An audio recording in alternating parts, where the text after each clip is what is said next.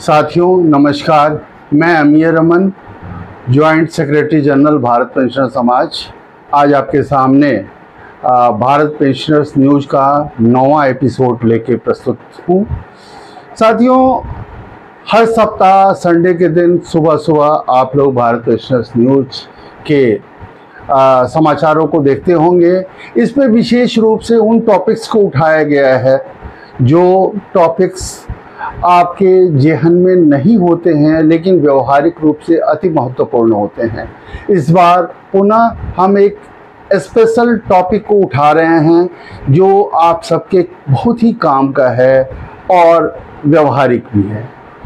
साथियों, अभी notional increment का एक इशू चल रहा है। इसमें डीओपीटी तथा रेलवे बोर्ड की ओर से एक पत्र जारी किया गया। उसमें ये कहा गया कि जहां पर कंटेम्प्ट केसेज होते हैं वहां पर अप्रिय स्थिति से बचने के लिए जजमेंट को लागू कर दिया जाए।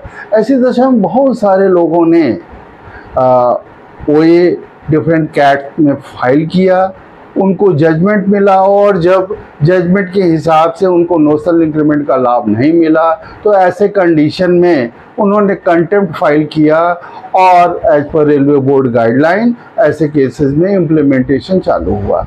ड्यूरिंग कोर्स ऑफ इम्प्लीमेंटेशन कुछ केसेज ऐसे भी हमारे निगाह में आए जहां पर ओरिजिनल पेटिशनर की डेथ हो गई है।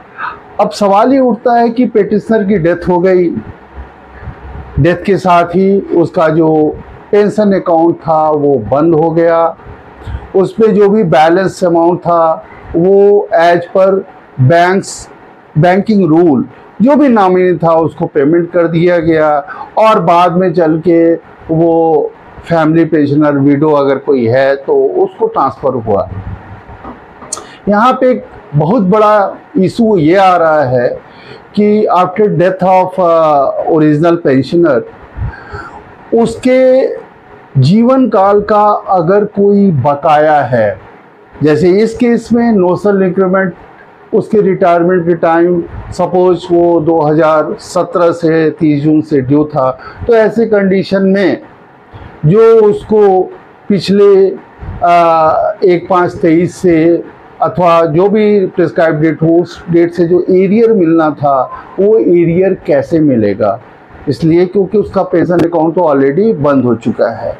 वास्तव में ऐसे केसेस में एक रूल अप्लाई करता है जिसको बहुत ही महत्वपूर्ण रूल है और इस रूल को हम लोग कहते हैं payment of arrears of pension nomination rules 1983, यानी कि 1983 में ये नियम पारित किया गया और इस नियम के तहत लाइफ टाइम एरियर जो भी बनता है वो अकाउंट क्लोज होने के बाद कैसे उसके नॉमिनी को मिलेगा, इसमें प्राविधान दिया गया है। यहाँ बड़ी विचित्र सी बात यह है कि 1983 में कानून तो जारी हो गया, नियम तो बन गया, लेकिन इसका व्यवहारिक रूप से इम्प्लीमेंटेशन नहीं हो पाया और हमारे जो पेंशनर तमाम साथी हैं उनके नॉमिनीज को बहुत सारी परेशानियों को झेलना पड़ा। अंतोगत्वा 1983 के बाद 31 मार्च 2022 में डीओपी एंड पीडब्ल्यू ने एक लेटर जारी किया 1/2 ब्रैकेट में 40/2022-P&PWE। इस लेटर के हिसाब से कुछ प्राविधानों को चेंज किया गया और जो प्राविधानों को चेंज किया गया उसमें उन्होंने पूरे इलेबोरेट किया कि ऐसे केसेस में किस तरह नॉमिनेशन फॉर्म भरा जाएगा, उस पर किस तरह एक्शन लिया जाएगा। इसमें निर्धारित ये किया गया कि 2 तरह के फॉर्म होंगे, फॉर्म ए और फॉर्म बी। फॉर्म ए में पेंशनर अथवा फैमिली पेंशनर जो कोई हो वो क्या करेगा, इवन रिटायरिंग एम्प्लॉय वो क्या करेगा कि अपना नॉमिनेशन भर के इन ट्रिप्लिकेट सबमिट करेगा और सबमिशन के बाद ऑफिस क्या करेगा, अकाउंट्स को उसको पास ऑन करेगा। Accounts department along with PPO उस चीज़ को सेंट्रल पेंशन अकाउंटिंग ऑफिसर को फॉरवर्ड करेगा और सीपीएओ फिर उसको पेंशन डिसबर्सिंग अथॉरिटी को भेज देगा। पेंशन डिसबर्सिंग अथॉरिटी उसको एज रिकॉर्ड अपने यहाँ मेंटेन करेगा और जब कभी इस तरह के एरियर्स का एक्रूअल होगा, यानी कि लाइफ टाइम एरियर एलटीए का एक्रूअल होगा, तो इस डॉक्यूमेंट के आधार पे पेमेंट को अरेंज करेगा। दोस्तों, यहाँ पे एक त्रुटि हुई डीओपी एंड पीडब्ल्यू से। इस लेटर में जब चूंकि सारा प्रोसेस उसने हेड ऑफ ऑफिस से शुरू किया, फिर अकाउंट्स डिपार्टमेंट से शुरू किया, फिर सीपीएओ, फिर पेंशन डिसबर्सिंग अथॉरिटी को दिया, तो यहाँ वास्तव में ये लेटर एड्रेस होना चाहिए था ऑल जीएम्स, जनरल मैनेजर्स, या यूँ कह लीजिए कि जो भी डिपार्टमेंटल हेड्स हैं उनको होना चाहिए था। लेकिन इस लेटर को इन्होंने एड्रेस किया पेंशन डिसबर्सिंग अथॉरिटीज़ को, सीपीपीसीज को, बैंक्स को।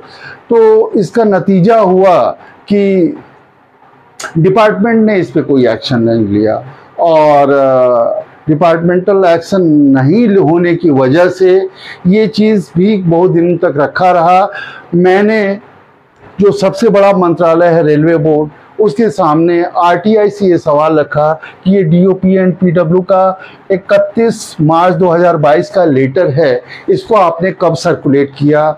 इसलिए क्योंकि हम अपना नॉमिनेशन फॉर्म सबमिट करना चाहते हैं और डिपार्टमेंट इसको एक्सेप्ट नहीं कर रहा है। इसका नतीजा हुआ कि 31/3/22 के लेटर को रेलवे बोर्ड ने जब आरटीआई का पचड़ा देखा तो ये तकरीबन 18 महीने बाद 2/8/23 को अपने फॉरवर्डिंग लेटर से सर्कुलेट किया।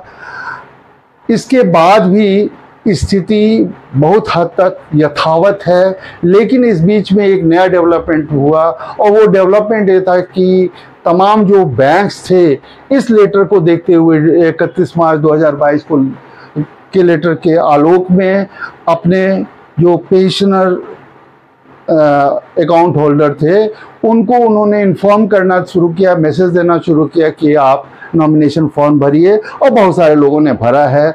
आप लोगों से आग्रह है कि आप लोग भी इस लेटर को ज़रूर देखें और देखने के बाद जिस बैंक से अपना पेंशन ड्रॉ करते हैं वहाँ फॉर्म ए पर अपना नॉमिनेशन जमा करें। अगर बाद में चल के आप उसमें कोई चेंज करना चाहते हैं तो इन दैट केस इसी लेटर के साथ एक फॉर्म बी भी लगाया गया है, उसको आप भर के उसको मॉडिफाई कर सकते हैं। साथियों, ये तो एक लेटर पे चर्चा रही, और दूसरा एक और लेटर है जिसके बारे में, दूसरा एक और टॉपिक है जिसके बारे में मैं आपको बताना चाहूँगा। वो टॉपिक ये है कि डीओपी एंड पीडब्ल्यू ने अपने एक लेटर डेटेड 19/1/2022 के द्वारा एक बहुत महत्वपूर्ण सर्कुलर जारी किया, और वो सर्कुलर बेसिकली मेंटली रिटार्डेड या मेंटल डिसेबल्ड बच्चों के बारे में है।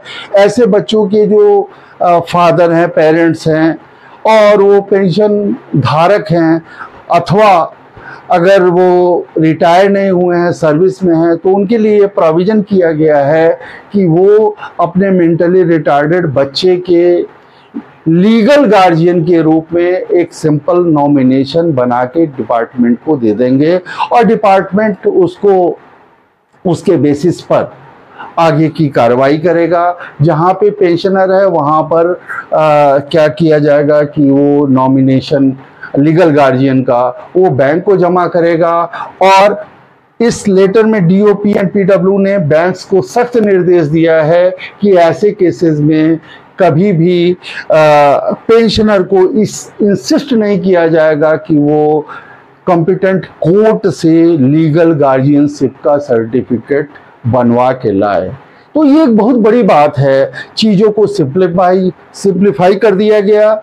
और साथियों, इस तरह के जो टॉपिक्स हैं ये महत्वपूर्ण तो ही हैं, साथ ही साथ ये भी इसके साथ जोड़ना चाहेंगे, बताना चाहेंगे कि डीओपी एंड पीडब्ल्यू ने अपने लेटर डेटेड 22 जून 2010 के माध्यम से ये कहा है कि पीपीओ पर unmarried, window, divorce, incapacitated child का जो फैमिली पेंशन के हकदार हैं उनका नाम लिखा जाना चाहिए, जबकि व्यवहारिक रूप से ऐसा नहीं हो रहा है।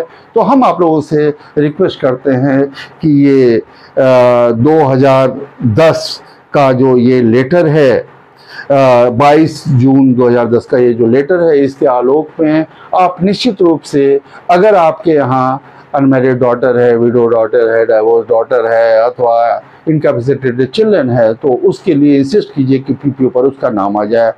Thank you very much. आपको ये वीडियो अच्छा लगा हो तो इसको शेयर कीजिएगा, कमेंट कीजिएगा और सब्सक्राइब जरूर कीजिएगा। अगले सप्ताह फिर मिलते हैं रविवार के सुबह सुबह एक नए टॉपिक के साथ।